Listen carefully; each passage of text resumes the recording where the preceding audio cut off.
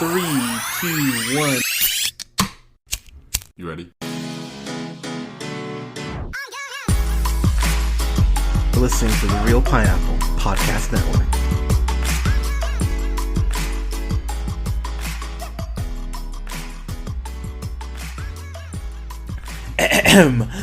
Good evening, everybody. Thank you so much for listening. This is the Real Pineapple, and this is your humble host, Hunter.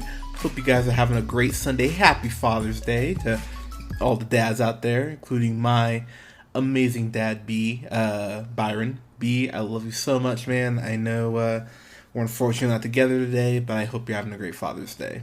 So, anyways, guys, I'm going to do a very quick review on this, because to be completely honest, there's not a lot to talk about.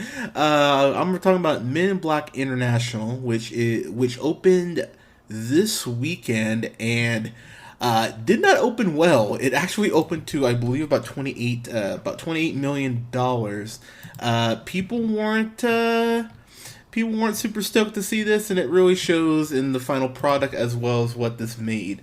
To be completely frank, guys, if you're dying to see this, I'd wait. I'd really wait on seeing this. So this opened along with Shaft, which I'm also going to be reviewing here in a bit. But this one stars Tessa Thompson and, of course, Chris Hemsworth, fresh off their, not super fresh, but a couple years removed from their Thor Ragnarok team up. And I really feel like between Tessa Thompson and Chris Hemsworth, and then F. Gary Gray, who of course has directed several movies that I just freaking adore, including Straight Outta Compton, which if you guys haven't seen Straight Outta Compton, go watch Straight Outta Compton. It's absolutely wonderful.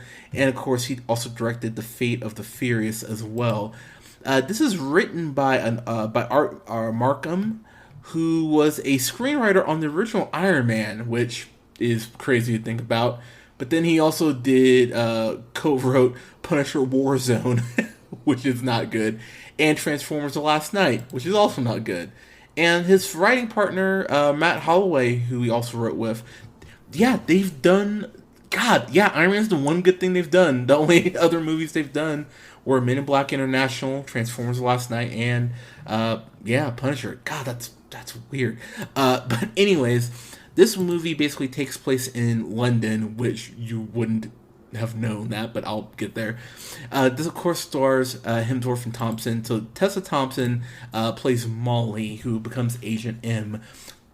Basically, when she's 8, she goes ahead and her this creature comes into her room. It looks super cute. You find out how that connects back later. But she finds this creature. Her parents find the creature before it goes up into her room. A couple Men in Black agents show up and go, "Oh, hey, you called the cops, and we're here to help you out." Neutralize her parents, and they just leave. So I went and saw this with my lovely girlfriend Leia. So one of the biggest problems right from jump is that this creature that Men in Black knows is out there or is somewhere in the vicinity. When they neutralize her parents, they ask them, "Hey, is there anyone else with you?" And they just go, "Oh, our daughter." And they go, "Oh, okay." Neutralize them, that's it. They at no point go in the house. The little girl, Molly, doesn't have to try to run or hide or anything like that. They just go, "Well, the little girl's probably asleep, whatever," and just drive off, which is absurd. But Molly, of course, ends up growing up. She becomes just obsessed. She's basically that person in her basement who has all the conspiracy theory stuff on her walls, but she realizes and knows that aliens exist, finds out about Men in Black, uses a Google Earth and a satellite she's able to hack into to kind of triangulate where Men in Black is. She goes ahead and ends up infiltrating MIB and becoming a agent on not permission basis, that's wrong, on a probational period. She's a Men in Black agent in training, and she gets teamed up with Agent H, who is Chris Hemsworth. So I know a lot of this movie that they are doing the marketing on was really hedging its bets on the whole Chris Hemsworth, Tessa Thompson chemistry, because that's so incredibly important in Ragnarok and plays so well in Ragnarok. I think the biggest disappointment about this movie is that the the chemistry, it just really isn't there. This movie, I thought Tessa Thompson, for what they gave her, did a pretty good job, and I think she's a much better comedian than people might give her credit for. If you watch her as Valkyrie, I mean, she clearly has some great timing with physical humor and stuff like that. So I think she really, and she has a couple lines here that I went, okay, that was all right, but they really don't allow her a lot of comedic stuff. She's playing more straight woman than anything.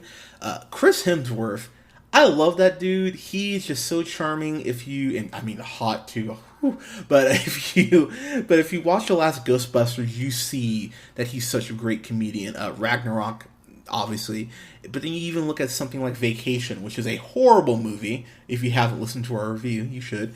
But Chris Hemsworth's the best part about that movie, and you see him in interviews and stuff. He has really great comedic timing. The biggest problem, or one of them, is that they don't give him a whole lot to do here. They just kind of play him.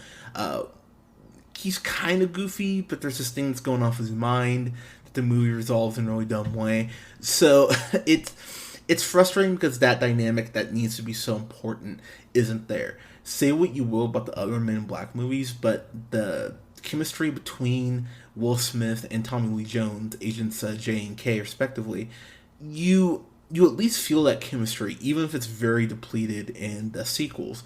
That first Men in Black movie works so well because Tommy Lee Jones and Will Smith work so well together with their humor. It's kind of crazy. But for whatever reason, that chemistry just isn't here. You see Liam Neeson in this movie, which was, he worked with Tessa Thompson, didn't try to kill her. That, oh my god, I was shocked. But Liam Neeson is in this too. And the moment I saw him, I whispered over to Leia, and it was really funny because we both went, he's clearly the bad guy. Like, the movie doesn't even try to hide it. It's just like, well, so when it's revealed that he's kind of the big bad, it's like, well, of course he is, because why wouldn't he be? That is kind of frustrating itself, that there was just so little, care given to the movie. But also, Liam Neeson, he is just sleepwalking through this.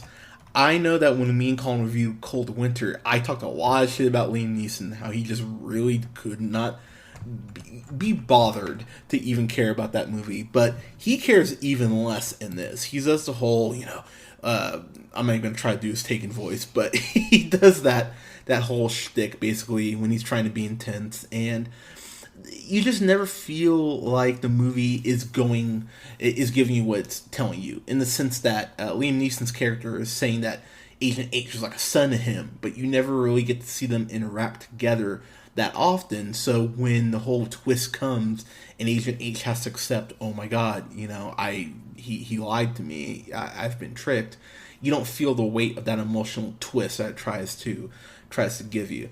Again, say what you will about Men in Black 3, but when you find out about Agent J and how Agent K recruited him and everything, how that storyline wraps up, because there are two other films establishing their relationship, I felt the weight when it goes ahead and gives me that revelation. Here, it just felt very lazy and just overrated, to be completely honest.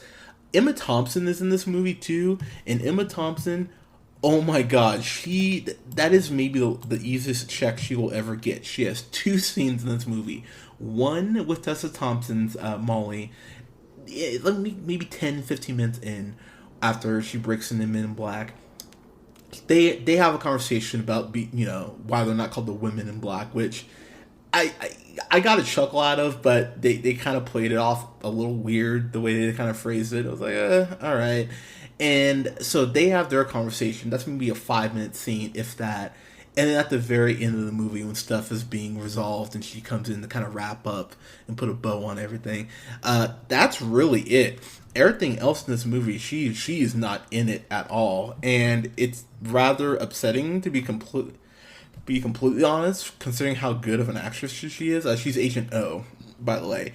And Liam Neeson is Agent High T. I'm trying to think of stuff that I liked in this. I thought, and I'm going to butcher his name, the guy from Silicon Valley, Kamal, I'm saying Najani.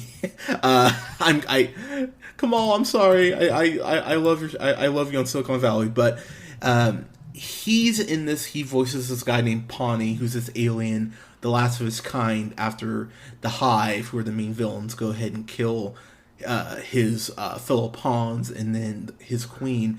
He's probably the best part about this movie because he just had one liner after one liner, and it felt like they just went, "You're an alien, you're cute, improv, do do whatever you want. We don't really have a script for you," and it kind of works. Not every joke he has hits. There are some that you will kind of roll your eyes at and go like, "Okay, really, that's the best you got," but he really did have chemistry, at least, with Chris Hemsworth and Tessa Thompson, which is, he actually probably had better chemistry with them than they had with each other, which is kind of sad and saying something. But yeah, he had some good comedic stuff. He ended up becoming kind of integral later on in that third act where they fight the Hive. And I'll just say, too, the Hive, who are the villains in this movie, they're basically shapeshifters. They're Skrulls, basically. It's weird to have just seen Captain Marvel like about a week ago, just rewatching it, and realizing that a Men in Black movie where aliens are the focus can't do aliens better than a fucking Captain Marvel movie. It's a little upsetting when I think about it in those terms. And the aliens here, some of the alien designs I thought were really well done. The pawns that you see are really well done. Agent H ends up taking out this diplomat, this alien diplomat. I'm blanking on the character's name, but Vingus. That was it. Chris Hemsworth, Agent H, takes Vingus out for like a night on the town, and I thought the character design on Vungus, I think that's how you say it, was actually really well done. It made me go, "Oh, okay." It kind of looked like a uglier Shrek. It's almost how I describe him. But the character design on him was cool. So some of the alien stuff is well done. You just don't get a lot of it. And that takes me to the action. You get a shootout between Agent H, Agent M, and these two Hive agents. And it's just a shootout, and it felt very bland. It's not how it's directed. It's just the way it's kind of staged. Or it was just a lot of shooting, but not fun shooting. And you do get a couple chase scenes that are kind of cool. There's this one chase scene, and I want to say in Morocco, which, by the way, they don't touch base with the the Men in Black agency out in Morocco, which is never really fucking explained.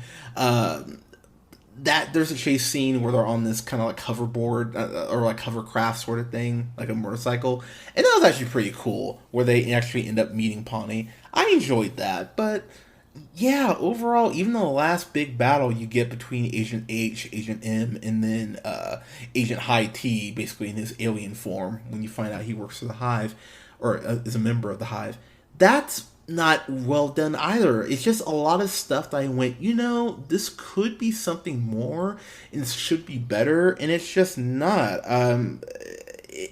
It's very irritating because this is a movie of wasted potential.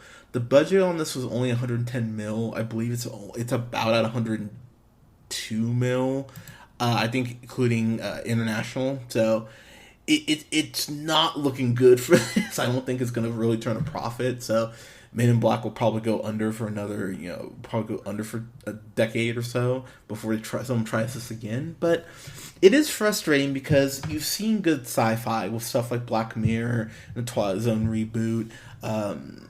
If you haven't watched it, watch The Magicians on Sci-Fi. That's a great fucking show. Good sci-fi can exist and it can be done, and you would think that with something with Men in Black where there's not only comic books of it, but there's other stuff they can draw from as far as aliens and sci-fi, that they just can't get this right for whatever reason. And I know Chris Hemsworth, I know he loves playing Thor, but Hemsworth wants to have another franchise going. I mean, why the hell wouldn't he? Tessa Thompson, she's one of the best actors or actresses period we have working right now. She deserves better than this. She was just in one of my favorite movies last year in Creed 2. She's an amazing actress, but I mean, this isn't a new vehicle for her, which sucks. So yeah, it's very disappointing because it would be cool if this franchise could go ahead and be better than what's been portrayed as currently. But yeah, they have not found the right formula yet. They have still yet to top or really even come close to the 97 original, which is upsetting. You'd think that they kind of would have figured that out by now, but what are you going to do? So, I'm really torn on my grade because Alea and I watching this, and she would tell you I was fighting to stay awake for like the last 20 minutes or so. It was like, can this just be over? I don't care. I just wasn't invested in this, which, is a shame. We saw this early in the day. Thankfully we didn't see this at night and pay full price. But, I mean, it's fine, I guess, but it's not something that I even would recommend you rush out to see, even at maybe like a discount Tuesday, even if you have to see it.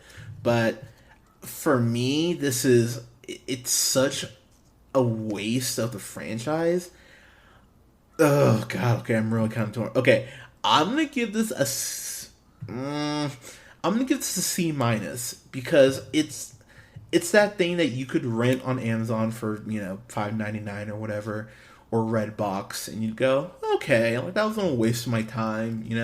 I'm happy I didn't see it in the theater and go out to pay for it. But this is something you can watch at home. I mean, if this was on sale on Black Friday for $5, I'd probably buy it. It's decent background noise, but overall though, this really needed to be better, and it wasn't, and it's a shame. So, I mean, if you want to watch some good Men in Black stuff that's not the first movie, watch Men in Black the TV series. That was on Kids WB, I think back in I think it was 99 or 2000 that came out. Watch that. That's really good. It's way better than this. So, yeah, it's a bummer, but unfortunately not unexpected. So guys, have you seen Men in Black International? Let me know what you thought in the comments below. You can go ahead and like us on Facebook at The Real Pineapple. You can follow yours truly on the Twitter at JHunterRealPineapple. You can follow our buddy Scott on Twitter. We'll see you next month, Scott. Woo! At Nearmanthefirst. And you can follow Colin on Twitter at TheReelOneal. And you can go ahead and go ahead and subscribe, like us, share us. You can find us on SoundCloud, Apple Podcasts, Google Podcasts, Spotify, and Podbean at The Real Pineapple. Guys, thank you so much for listening. We will go ahead and have a review up for you guys this weekend for Toy Story 4. You're so excited for that. And, there's really nothing else coming out this week because no one wants to go up against Toy Story. But, guys, thank you so much for listening. We'll talk to you soon. Take care.